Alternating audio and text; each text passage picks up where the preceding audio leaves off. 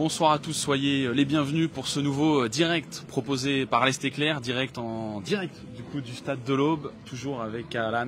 Bonsoir Alan. Bonsoir Mathéo, bonsoir à tous et à toutes. Dernier match de la saison, Estac Annecy, enfin dernier match de la saison ou pas pour l'Estac, car on va le rappeler, alors si vous nous suivez, si vous suivez l'Estac et plus globalement l'actualité du club sur le site de l'Est Éclair, vous savez ce qui se passe. Mais on est dans un stade complètement vide, match à huis clos. On va vous montrer d'ailleurs. Ouais, on vous montre, on s'écarte. Regardez, on est 30-40 minutes avant le coup d'envoi de la rencontre. Et vraiment, on peut le dire, il y a quelques personnes, peut-être listées de personnes qui étaient autorisées, tu l'avais écrit dans le journal. A priori, environ 200 personnes accréditées, sachant qu'il y avait une liste, là on est en tribune de presse, mais en entrant tout à l'heure au stade, il y avait une liste avec tous les noms et les fonctions des personnes autorisées à venir, donc une liste assez stricte que le club a dû envoyer mercredi à la Ligue française de football, donc suite aux incidents de Estac Valenciennes le 3 mai. Qu'est-ce qu'on peut lister? Donc il y a les médias évidemment, nous, il y a les joueurs évidemment, sécurité aussi, membres du club, direction. Il y a aussi des scouts là qui seront aussi en tribune de presse aujourd'hui. Donc des scouts, des recruteurs des clubs. Il y a évidemment les staffs des différents clubs, les staffs com. On a en dessous de nous là en ce moment même le Café Troyen qui est aussi en direct, donc qui est aussi en jour de match membre du staff comme de l'Estac. Donc voilà, il y a quand même 200 personnes. Malgré tout, ça fait un petit peu ambiance de match amical là, c'est un peu bizarre, alors qu'il y a quand même beaucoup d'enjeux. Voilà, il y a beaucoup d'enjeux, vous le voyez. Voilà, il y a de la musique en fond. Je sais pas d'ailleurs si vous nous entendez bien, n'hésitez pas à nous dire. Et n'hésitez pas surtout si vous avez des messages à mettre, on y répondra. Il y a les questions qui s'affichent sur l'écran. Donc voilà, n'hésitez pas à mettre, c'est interactif ce débrief. Mais effectivement, il fait beau, il y a de la musique. Je sais pas si vous l'entendez. Mais match à enjeu, l'Estac joue encore son maintien. Alors il faudrait un scénario improbable un peu, mais on nous l'a encore expliqué cette semaine. Il y a en fait deux branches auxquelles à l'écart se raccroche l'Estac. La première, c'est que le match Estac-Valenciennes soit rejoué. Eux, ils y croient visiblement ferme. Il y a la commission de la Ligue qui se prononce à ce sujet mercredi prochain. Donc l'Estac espère encore rejouer ce match et donc potentiellement encore prendre 6 points à l'heure où on parle et donc encore pouvoir dépasser et Annecy forcément ce soir et Dunkerque aussi qui est à 5 points devant et aussi Ajaccio qui est à 6 points devant. Donc avec 6 points dans le meilleur des cas, il faudrait effectivement que les planètes s'alignent. Il faudrait déjà une victoire ce soir. Et que Dunkerque et Ajaccio ne gagnent pas. Ou en tout cas fasse moins bien. Donc il y a une infime chance, il y a peu de monde honnêtement là quand on en parle autour de nous qui croit. Là même j'ai téléphoné tout à l'heure à Valenciennes qui pour eux c'est pas un sujet. Les joueurs sont en vacances ce soir donc ils sont pas du tout dans l'optique de éventuellement rejouer le match contre 3 ici. Donc, mais bon, en tout cas au club ils y croient ferme. L'entraîneur l'a encore rappelé en conférence de presse hier. Donc, et la deuxième branche à laquelle se raccroche l'Estac, c'est espérer un repêchage. Ouais, c'est ça. En cas de décision de la DNCG concernant un club en difficulté financière. On pense évidemment à Bordeaux, qui est le club là où on lorgne un petit peu, qui va passer devant la commission financière de la Ligue le 13 juin. Voilà, c'est un peu les deux derniers espoirs de maintien de l'Estac. Voilà, bonsoir à vous si vous nous rejoignez. Le push vient d'être fait sur l'Est Éclair. La notification, vous venez de la recevoir sur votre téléphone, sur votre ordinateur, sur les réseaux.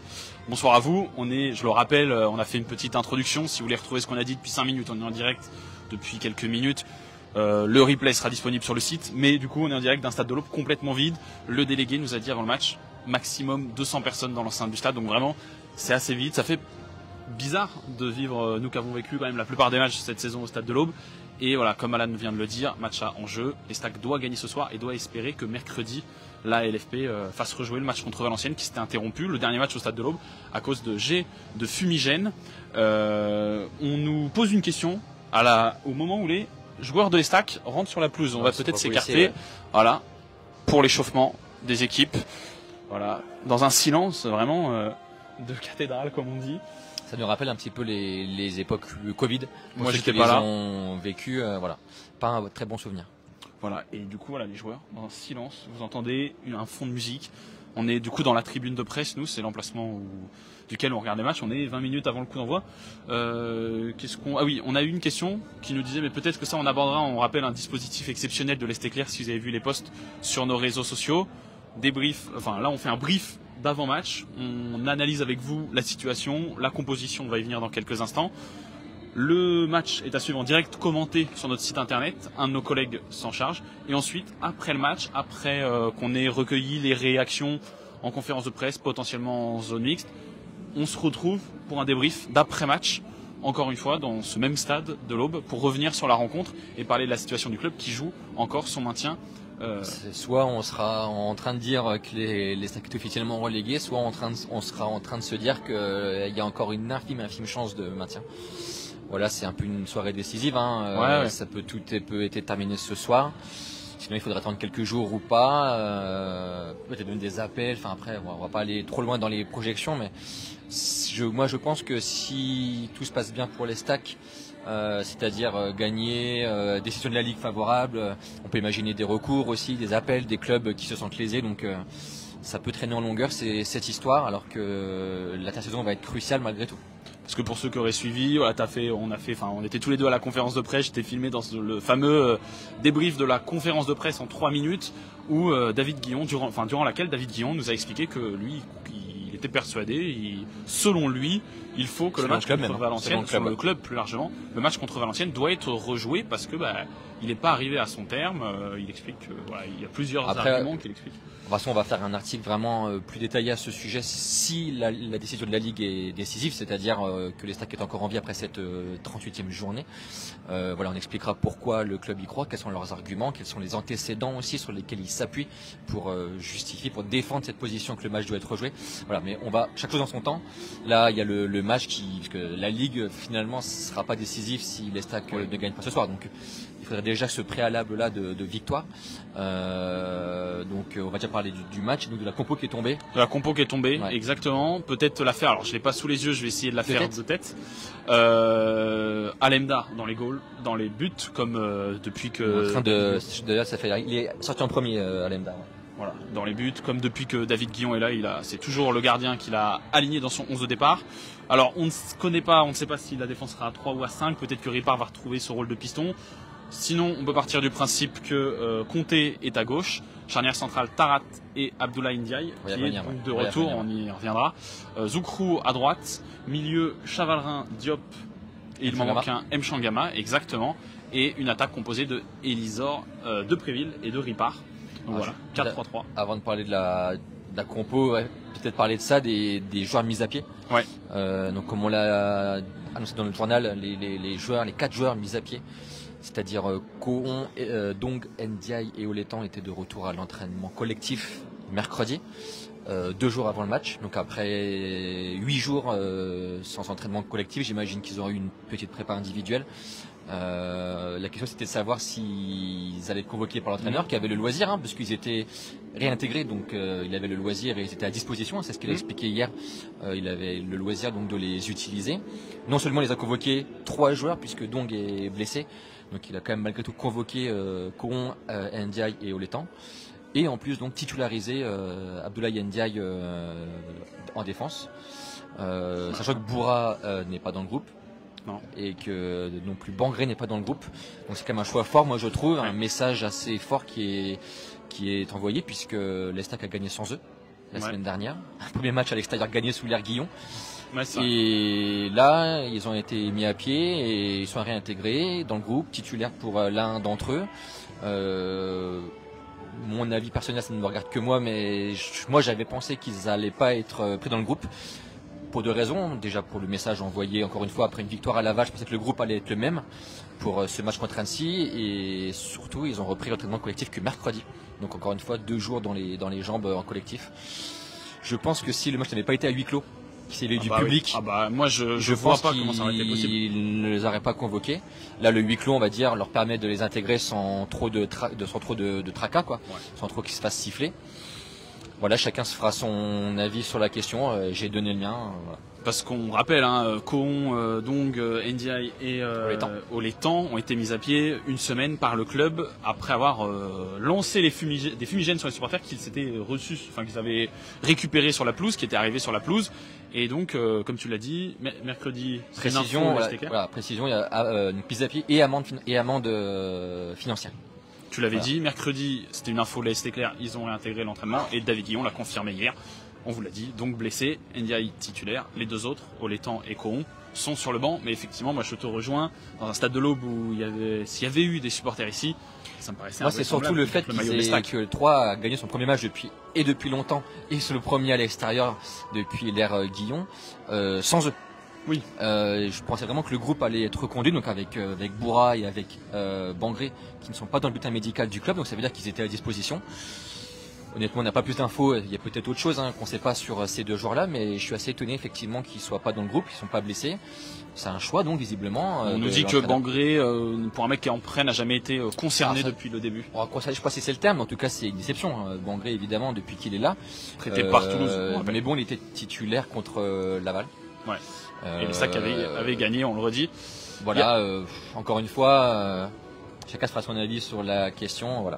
Voilà, mais en tout cas, bon, ils sont peut-être un peu loin et surtout là, ils sont en dehors. C'est moi qui vous les cache, pardon. Mais voilà, les joueurs, vous les voyez. Attention, je vais essayer. Voilà, ici, sont en train de faire chauffer ici. Et voilà, les 3 joueurs mis à pied sur 4 sont donc ici. Sujet clos. Hervé nous a demandé, est-ce que vous croyez toujours au maintien? Alors on en a parlé, les conditions pour le maintien, c'est gagner ce soir, que mercredi la LFP décide de faire rejouer le match. Ce soir, Dunkerque ne gagne pas et qu'Ajaccio ne gagne pas non plus. Voilà. Oui. Même perdent. Oui, perdent. Que mercredi la LFP décide de faire rejouer le match contre Valenciennes et que tu gagnes le match contre Valenciennes. Oui, parce qu'il y a cette hypothèse-là que tout soit rejoué et que malgré tout, tu perds, tu fasses match nul.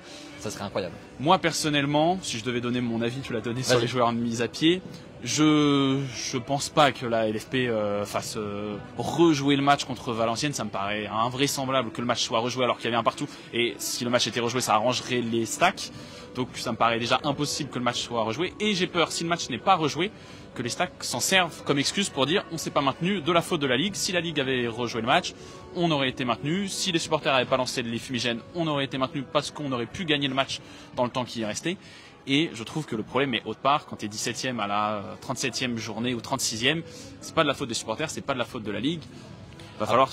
Pour moi, va falloir réfléchir autrement. Ce qu'on peut noter aussi, évidemment, il y aura des leçons à tirer de cette saison qui d'ores et déjà manqué, quoi qu'il arrive, on peut le dire. Après, le club est dans son rôle, à mon sens, tant qu'il y a une porte entrouverte à un minimum, de s'engouffrer dedans. Il serait même idiot de pas essayer le tout pour le tout. Après, évidemment, là encore, même pour en parler avec des confrères un peu des clubs concernés à Dunkerque, à Annecy, à Valenciennes, là-bas pour eux, ça y est, le maintien est acquis, il n'y a même pas de sujet. Forcément, à Troyes, il y a un sujet puisque Troyes va se défendre et visiblement a des arguments dans sa poche qu'ils vont présenter mercredi.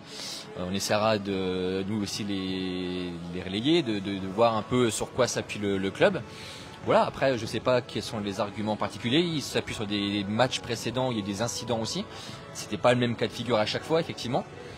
Voilà, de toute façon, on va savoir vite. C'est un peu l'avantage, c'est qu'on va savoir vite. Mais malgré tout, les joueurs seront du coup pas en vacances. Oui. C'est ce qu'on peut dire, c'est que les joueurs là, qui avaient au départ été en vacances prévues ce soir ou demain, font du rab. Ils seront à l'entraînement lundi. En préparant le match peut-être de Valenciennes le week-end d'après, donc le 25.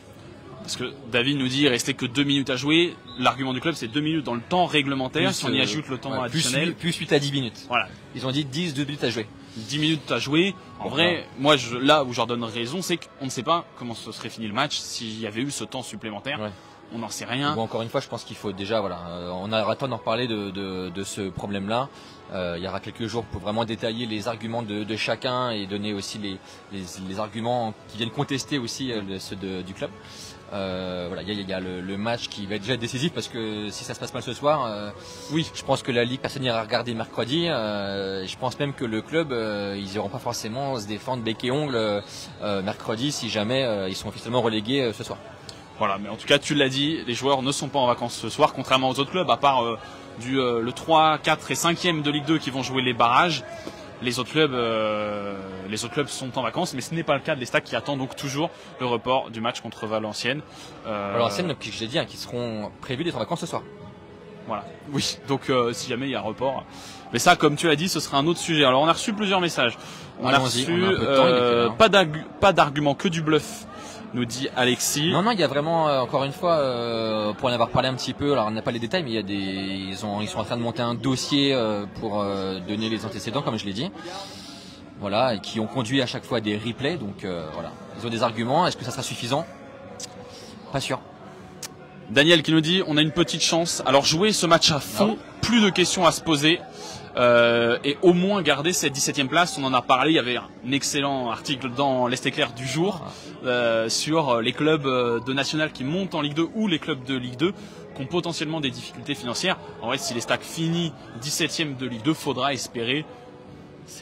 Moi je trouve en arriver là pour espérer le maintien en Ligue 2, c'en est. Voilà. C'est sûr que là, mais bon, il sera encore une fois temps de faire le bilan de tout ça. Là, on est un peu dans les épisodes qui se suivent là, donc voilà, on suit un peu ce feuilleton malgré tout, qui c'est un feuilleton là sur cette fin de saison. Pour revenir sur la question de Daniel qui disait voilà, il faut jouer plus poser de questions. C'est vrai qu'à Laval finalement les joueurs, moi j'ai trouvé comme s'ils avaient acté presque la relégation, ils étaient peut-être plus relâchés quoi. Mais ils étaient plus relâchés, donc peut-être que ce soir dans un stade à huis clos, donc sans tension, parce que je pense que là le public aurait peut-être été plus facteur de pression plus que vraiment de ferveur sur un match comme ça.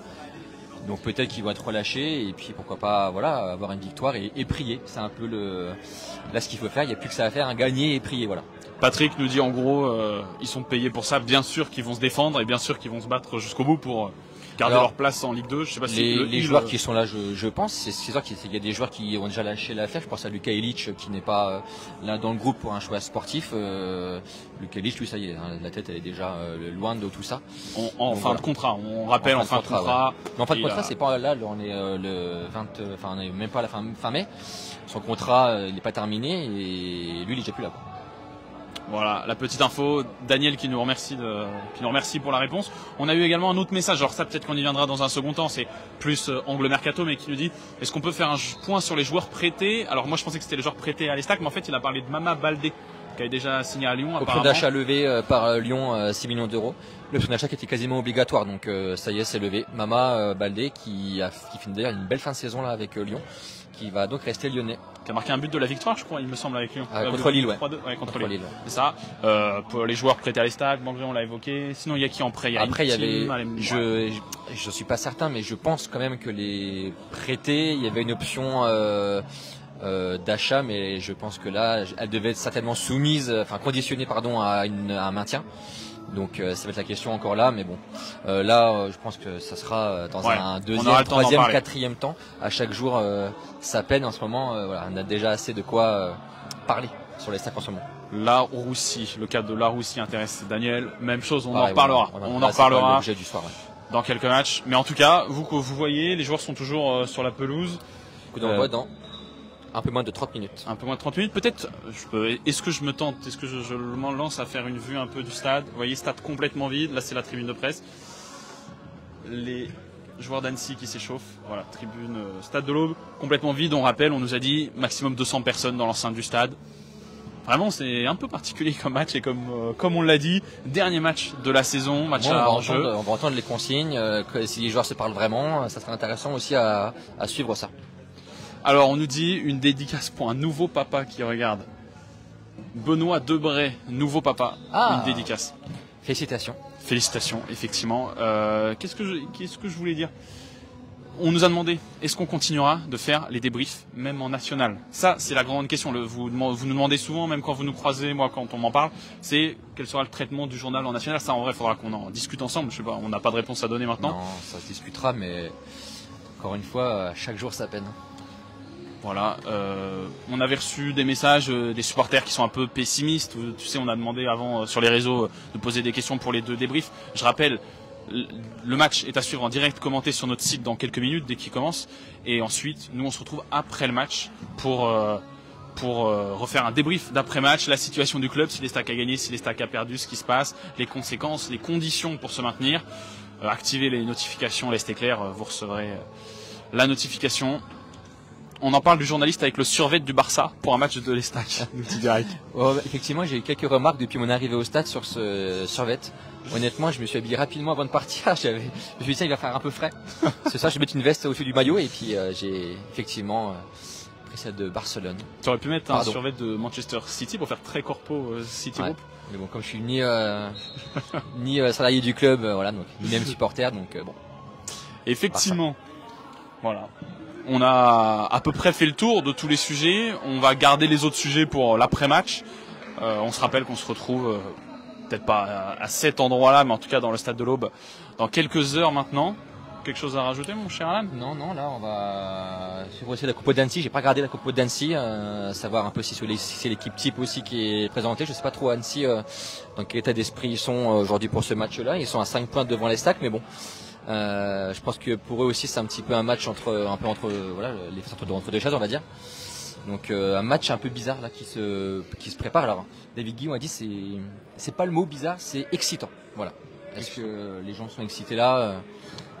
Bon, on verra. Et tu l'as dit, pour toi qui l'as vécu, c'est même la comparaison qu'il a faite hier en conférence de presse, ça lui rappelle vraiment l'époque du Covid. Ouais.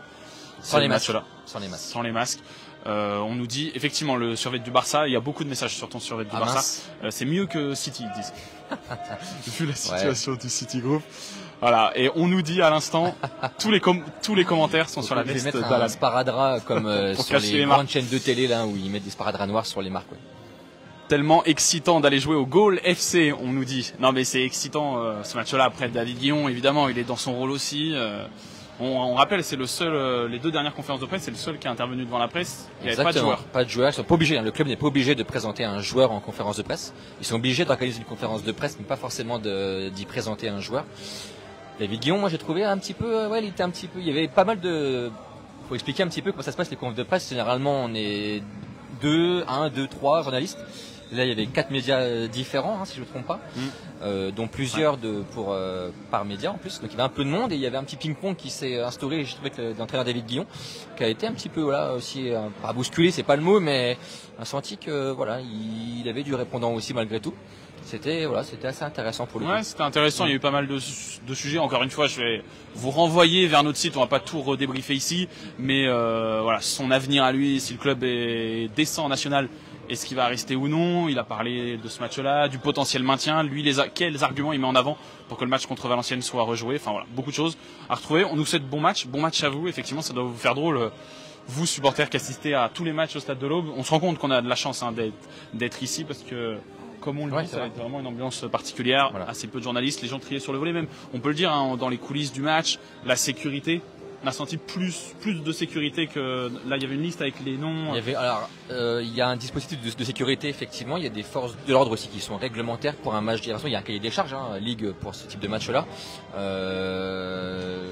Je pense quand même que le dispo est un peu allégé. Je sais pas trop vraiment précisément, mais même au niveau du club, tout le monde n'a pas pu accéder non plus au stade. Je pense même que les élus n'ont pas pu accéder au stade. Donc voilà, c'est qu'on est un peu privilégié là ce soir et c'est pour ça qu'on a aussi voulu vous faire vivre l'avant-match ainsi et que vous pourrez suivre encore une fois le live de notre collègue Anthony là qui va vous faire un live aux petits oignons avec des jeux de mots bien sentis, l'ami Anthony, sur notre site internet.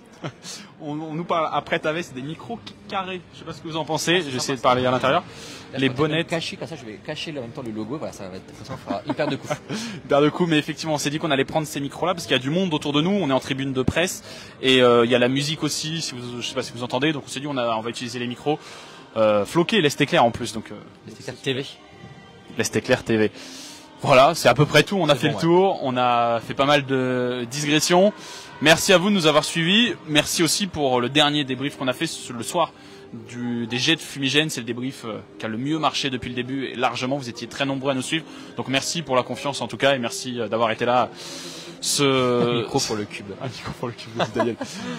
Il m'a coupé dans mes remerciements, mais merci d'avoir été là en avant-match. On se retrouve en après-match pour ceux qui voudront veiller, qui voudront parler de l'Estac, parce qu'on n'a pas fini de parler de l'actu de l'Estac dans nos pages sur les sites, le Mercato, on en parlera encore de nombreuses fois tous ensemble. Merci à tous, merci à ceux qui étaient là, bon match à vous et à très vite. À tout à l'heure, dans 2 heures maximum, 2-3 heures maximum. 3 heures.